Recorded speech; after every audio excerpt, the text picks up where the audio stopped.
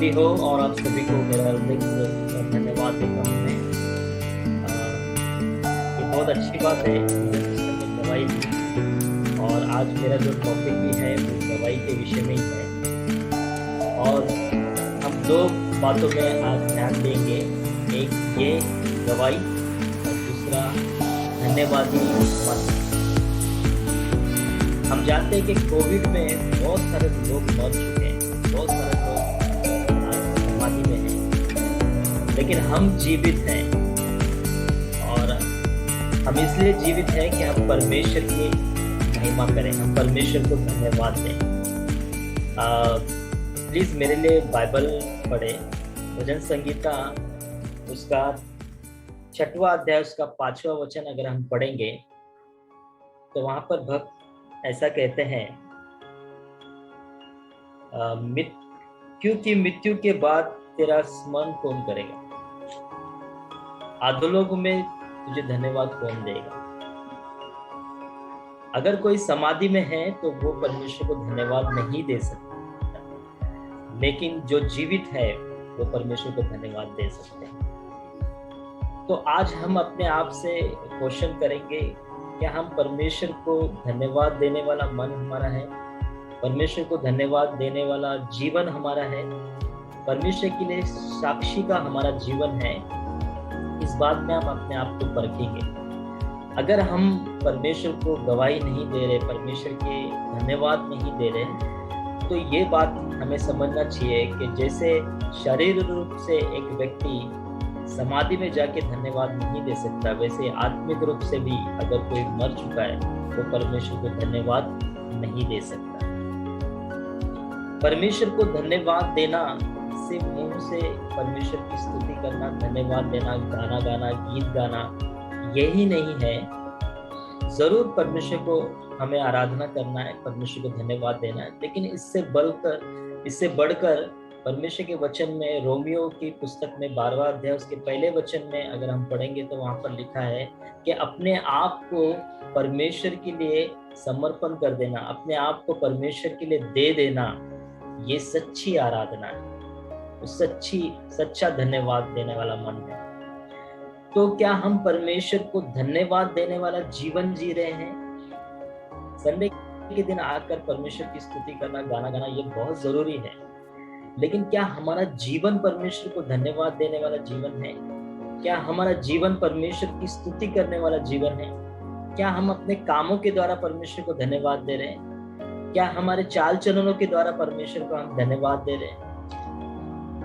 अगर हम तिमोथी का 3रा अध्याय उसका पहला वचन अगर हम पढ़ेंगे, पहला दूसरा, प्लीज मुझे मदद करें पढ़ने के लिए। अंत दिनों के विषय में कहा गया है और वहां पर अंत दिनों में ऐसे लोग होंगे जिनके विषय में कहा गया है, उसमें एक ऐसे ग्रुप के बारे में भी लिखा गया है। प्लीज ब्रदर अगर आप मुझे मदद करें पढ़ने में। 2 तिमोथी का 3रा अध्याय पहला और दूसरा वचन ना ब्रदर? हाँ। पर यह जान रख कि अंतिम दिनों में कठिन समय आएंगे, क्योंकि मनुष्य अपस्वार्थी, लोभी, डिंगमार, अभिमानी, निंदक, माता पिता की आज्ञा टालने वाले, कृतघ्न, अपवित्र, माया रहित, क्षमा रहित, दोष लगाने वाले, असंयमी, कठोर, भले के बैरी, विश्वासघाती, ठीठ, घमंडी और परमेश्वर के नहीं वरन सुख विलास ही के चाहने वाले होंगे।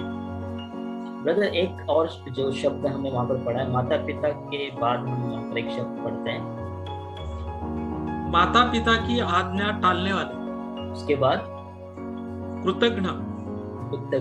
ये जो शब्द है इंग्लिश में वहां पर लिखा है अनथैंकफुलनेस। ऐसे लोग भी होंगे अंत दिनों में जो धन्यवाद नहीं देंगे, परमेश्वर की स्तुति नहीं करेंगे। स्तुति नहीं करेंगे इसका मतलब ये नहीं कि वो गीत नहीं गाएंगे, वो उसका मतलब ये नहीं कि वो परमेश्वर को धन्यवाद नहीं देंगे, उसका मतलब कि उनके हृदय में परमेश्वर के लिए धन्यवादी मन नहीं रहेगा। उनके जीवन जो उनकी जीवन शैली जो होगी वो परमेश्वर को धन्यवाद देने वाली जीवन शैली नहीं होगी। वे लोग अपने स्वार्थ के लिए जिएंगे, अपने लाभ के लिए जिएंगे, अपनी जरूरतों के लिए जिएंगे, परमेश्वर से सब कुछ पालेंगे, लेकिन परमेश्वर को धन्यवाद देने का मन उनके अंदर नहीं होगा। अंत दिनों में ऐसे लोग हो गए, और हम जानते हैं कि ये जो समय है ये अंत दिनों का समय है। और ये अंत दिनों में क्या हम परमेश्वर के साथ जो जीवन जी रहे वो धन्यवादी जीवन है? क्या हम वो जीवन जी रहे जो परमेश्वर को धन्यवाद दे रहा है?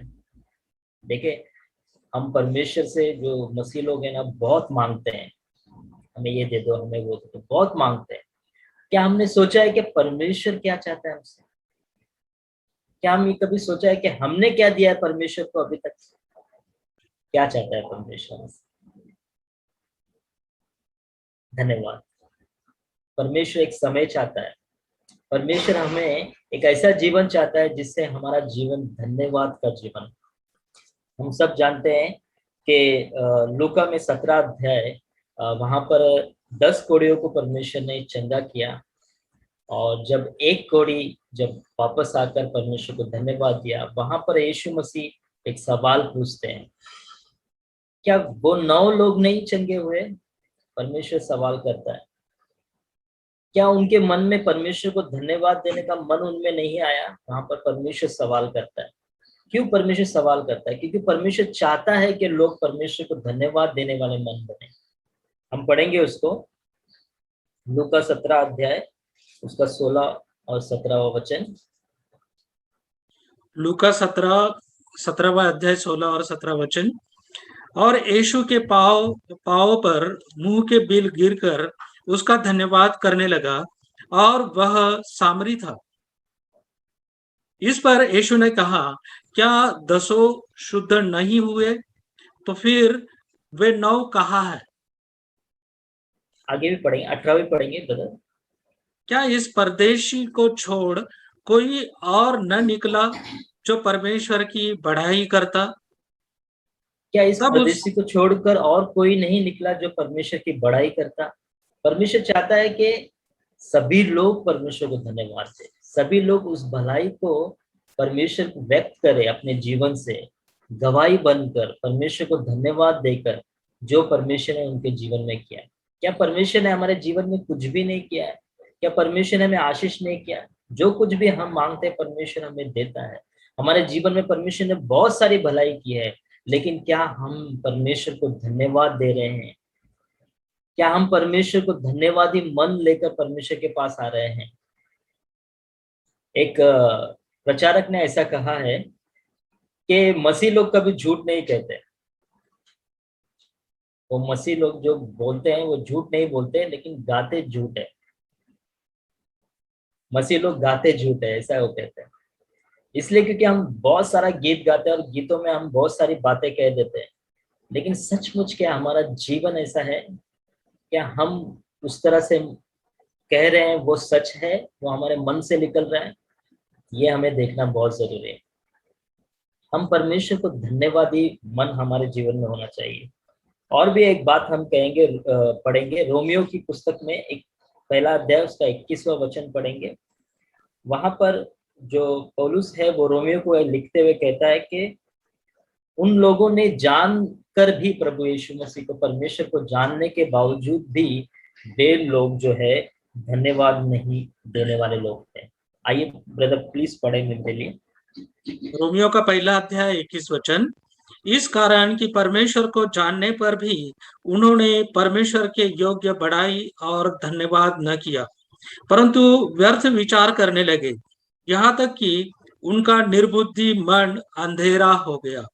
यस, ऐसे लोग जो परमेश्वर के बारे में जानते हैं, परमेश्वर की भलाई को जानते हैं, परमेश्वर ने जो किया हुआ हर एक बात को जानते हैं, लेकिन फिर भी परमेश्वर के प्रति उन्होंने बड़ाई नहीं की, परमेश्वर को धन्यवाद नहीं दिया। धन्यवाद नहीं दिया ये शब्द के विषय में नहीं है, लेकिन उनका जीवन वैसा नहीं था।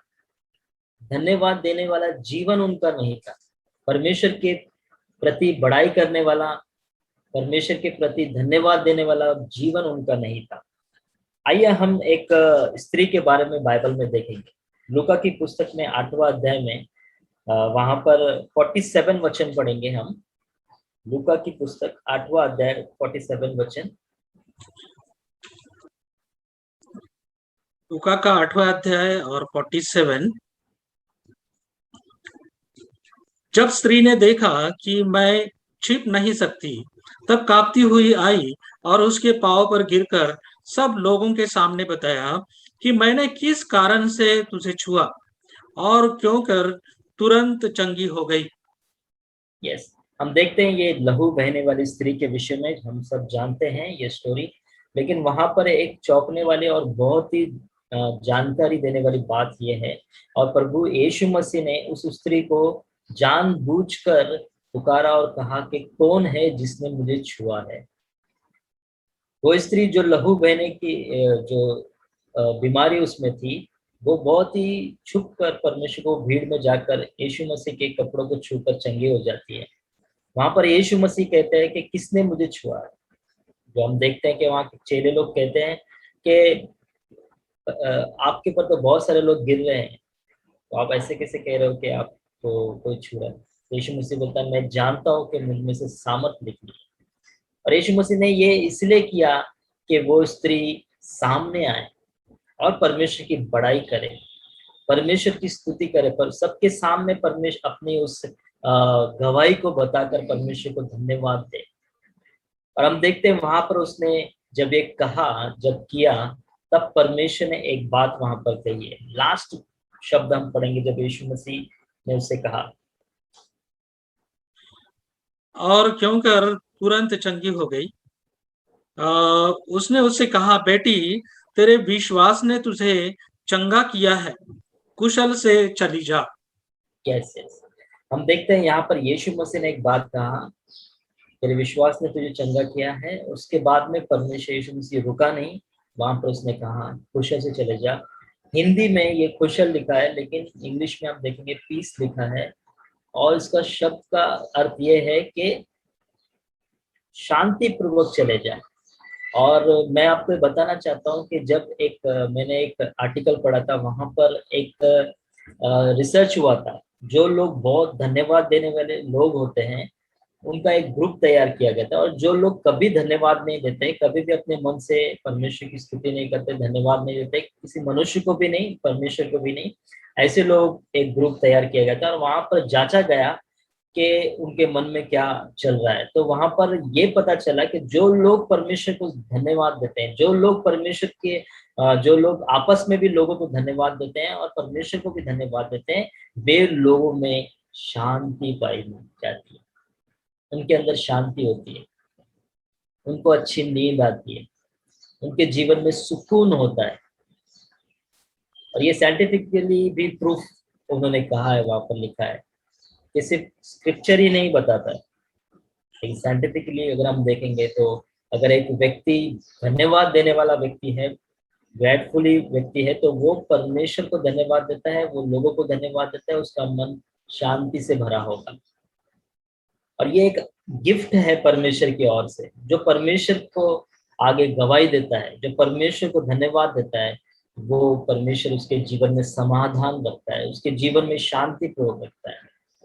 हम देखते हैं वो स्त्री के बारे में, वो स्त्री जो है वो डरी हुई थी, और वो डर रही थी कि कोई इसे जान लेगा, या फिर मैं इतने लोगों के सामने अपने बीमारी के बारे में कैसे कहूँ, कैसे मैं अपने गवाही के बारे में लोगों को कहूँ।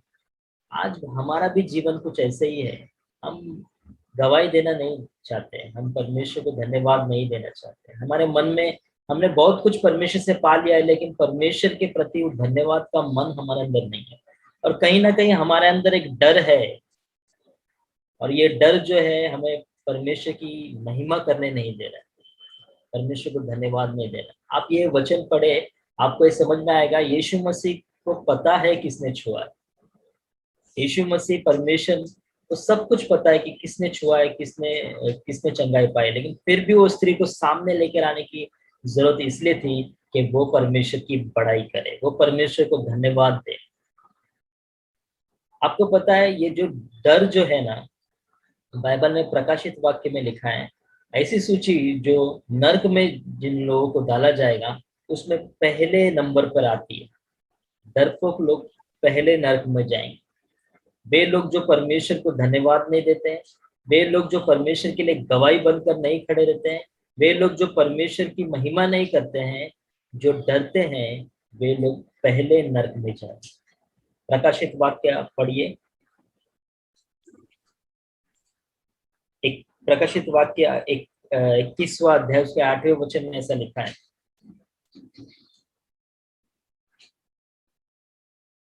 प्रकाशित वाक्य 21 अध्याय और 8वां वचन।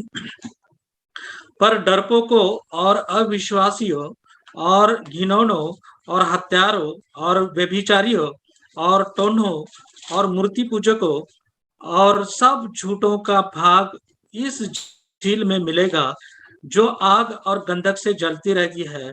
यह दूसरी मृत्यु है।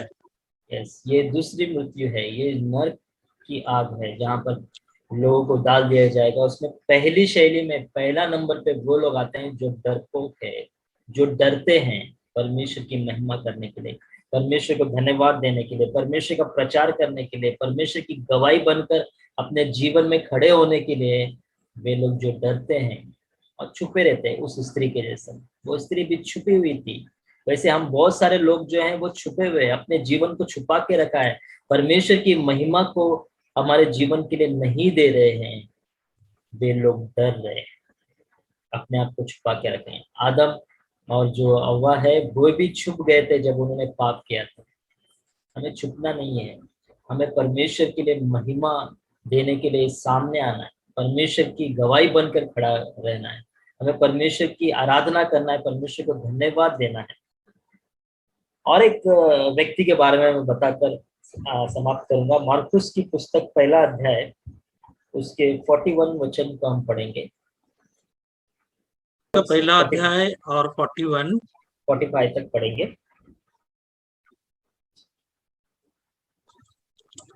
उसने उस पर तरस खाकर हाथ बढ़ाया और उसे छूकर कहा, मैं चाहता हूं तू शुद्ध हो जा। और तुरंत उसका कोढ़ जाता रहा और वह शुद्ध हो गया।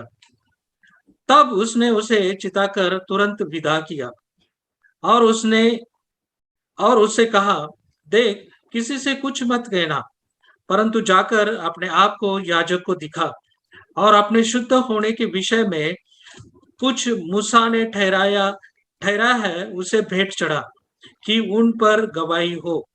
यस, आगे। परंतु वह बाहर जाकर इस बात को बहुत प्रचार करने और यहाँ तक फैलाने लगा कि यीशु फिर खुल्लम खुल्ला नगर में न जा सका, परंतु बाहर जंगली स्थानों में रहा। औश्र चहुओर से लोग उसके पास आते रहे। यहाँ पर देखते हैं ये जो व्यक्ति है इसे प्रभु यीशु मसीह ने कहा, जब उसे चंगा किया। प्रभु यीशु मसीह इस कोढ़ी को मुंह से कहकर भी चंगा कर सकते थे, लेकिन उन्होंने उसे छुआ, उसके पास गए और जब उसे चंगा किया तो उससे कहा कि किसी को मत कहना। लेकिन ये व्यक्ति रुका नहीं। ये व्यक्ति, इसने इतना प्रचार किया, इतना लोगों को बताया, इतने लोगों को परमेश्वर के बारे में बताया कि परमेश्वर यीशु मसीह को जंगल जाके छुपना पड़ा। इस वचन को हम हमेशा नेगेटिव देते हैं, लेकिन कभी आपने सोचा है कि जिसने भलाई पाई है वे व्यक्ति कैसे चुप रह सकता है? जिसने परमेश्वर से आशीष पाई है वो व्यक्ति कैसे चुप रह सकता है? उस व्यक्ति को हम देखें जिसने परमेश्वर के रोकने के बजाय भी वो रुका नहीं और परमेश्वर के सुसमाचार को बताते गए। वे अपनी गवाही को बताते गए क्योंकि उसने परमेश्वर के स्पर्श को पाया है, उसने परमेश्वर के आशीष को पाया है, चंगाई को पाया है और वो उस भलाई को भूल नहीं सकता। परमेश्वर भी उसे रोके तो वो रुक रहा नहीं है और वो लोगों को बता रहा है। और इतना बताया कि सारे लोगों में ये बातें फैल गई और यीशु मसीह का साधारण घूमना रुक गया। प्रभु यीशु मसीह को छुपना पड़ा, प्रभु यीशु मसीह को जंगल में जाना पड़ा और वे लोग जंगल में आकर परमेश्वर के सुसमाचार को सुनने लगे। क्या हम परमेश्वर के साथ में भलाई पाके हमारा जीवन भी क्या परमेश्वर की भलाई को व्यक्त कर रहा है हमारे जीवन से? मैं आपको एक सच्ची कहानी बताकर मैं ये समाप्त करूंगा। हम सब शायद जानते भी हैं, लंदन से एक व्यक्ति जिसका नाम है लिविंगस्टोन जो सुसमाचार प्रकट करने के लिए अफ्रीका के जंगलों में जाके उसने सुसमाचार को सुनाया। हम जानते हैं उनके बारे में, हमने पढ़ा है। आप जानते हैं कि ऐसी स्थिति में वो वहां पर पहुंचे जहां पर उस जंगल में कोई भी व्यक्ति जीना बहुत ही मुश्किल है। और हम देखते हैं उनकी जो पत्नी है उस मच्छर काटने से वो उस जंगल में मर जाती है। और वो लिविंगस्टोन व्यक्ति जब परमेश्वर की सुसमाचार को सुनाने के लिए जाता है और जब वो लौट कर आता है तो उसकी शक्ल इतनी बिगड़ चुकी होती है कि लोग कहते हैं कि आप मत जाइए, लेकिन वो फिर भी जाता है। उसके बाद जब वो आगे चलता है तो कांटों से उसकी आंखों में कांटे घुस जाते हैं और वो पूरी तरह अंधा हो जाता है। और तब भी लोग बोलते हैं कि रुक जाओ, लेकिन वो रुकता नहीं है। जब वो और भी आगे जाने लगता है और भी सुसमाचार को प्रकट करता है, जंगल में शेर जो है उसके एक हाथ को, लेफ्ट हाथ को पकड़ लेता है अपने दांतों से और खा लेता है। तब उसका एक हाथ भी काम करने नहीं लगता है। तब भी लोग कहते हैं कि रुक जा, अब तो रुक जा, परमेश्वर के सुसमाचार को मत प्रकट कर, तेरी हालत को देख। लेकिन फिर भी वो रुकता नहीं है। उसके बाद वो जब वो आगे चलता है तभी उसके पैरों में भी कुछ कांटे चुभ जाते हैं, जिससे उसका पैर भी पूरी तरह काम नहीं करने लगता है। तब भी लोग रोकते हैं कि तू परमेश्वर के सुसमाचार को रोक दे, लौट आ। लेकिन फिर भी वो बोलता है नहीं, मैं परमेश्वर के सुसमाचार को सुना। एक आंख उसकी चले जाती है, एक हाथ उसका काम नहीं करता, एक पैर भी उसका काम नहीं करता, फिर भी परमेश्वर के सुसमाचार को अफ्रीका के देश में पूरी तरह परमेश्वर के सुसमाचार को उसने सुनाया। 90% लोगों को सुसमाचार उसने सुना दिया। उसके बाद जब वो प्रार्थना कर रहा था उसने अपने जान को दे दिया। परमेश्वर के लोगों, मैं आपसे ये कहना चाहता हूँ कि अगर हमारा जीवन परमेश्वर को धन्यवादी रूपी अगर हमारा जीवन है, हम परमेश्वर के लिए कुछ भी कर देंगे, हम डरेंगे नहीं। हम परमेश्वर के लिए, परमेश्वर के कामों के लिए, उसके सुसमाचार के लिए, उसको उसकी महिमा के लिए अपने जीवन को समर्पित कर देंगे। और यही हमें दिखाता है हमारे जीवन से कि हम परमेश्वर को धन्यवाद देने वाला हमारा मन है।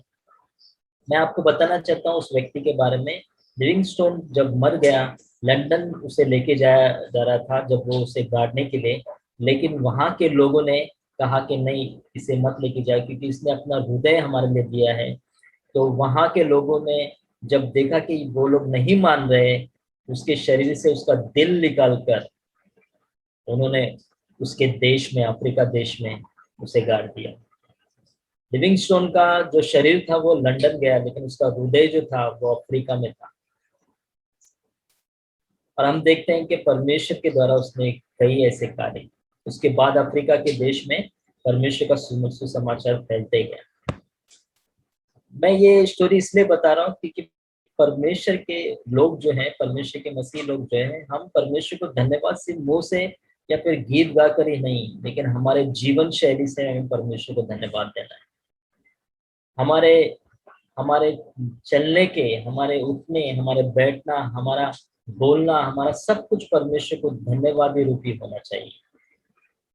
मेरे ऑनलाइन चर्च में दिशा प्रोग्राम में एक सिस्टर है जो हर वक्त वो परमेश्वर को धन्यवाद देती है, गवाही देती है। और जब वो बहुत डिप्रेशन में थी, वो बहुत चिंता में थी, और वो बार बार फोन करके कहती थी कि मैं बहुत चिंता में हूँ, चिंता में हूँ। तो मैंने उनसे यही कहा था कि आप परमेश्वर को धन्यवाद दे बहुत ज़्यादा। और वो बहुत ज़्यादा परमेश्वर को धन्यवाद देना शुरू कर दिया उसने। और उसने फिर गवाही दिया कि जब से मैं परमेश्वर की स्तुति कर रही हूँ, धन्यवाद दे रही हूँ, उस वक्त से मेरा डिप्रेशन चले गया, मेरा चिंता चले गया। मैं अलग ही एक समाधान और एक शांति को महसूस करती हूँ। मैंने ये ग्रुप में भी डाला है उस स्त्री के बारे में। उस स्त्री का नाम है पूजा तिवारी, और वो हमेशा गवाही देती है। उसकी गवाही को मैंने शेयर भी किया है अपने ग्रुप में। तो प्रभु को धन्यवाद देते हैं। परमेश्वर हमें एक धन्यवादी रूपी मन दे, ऐसा हम प्रार्थना करेंगे। हमारा जीवन भी परमेश्वर को धन्यवाद देने वाला। परमेश्वर को धन्यवाद। बहुत ब्रदर।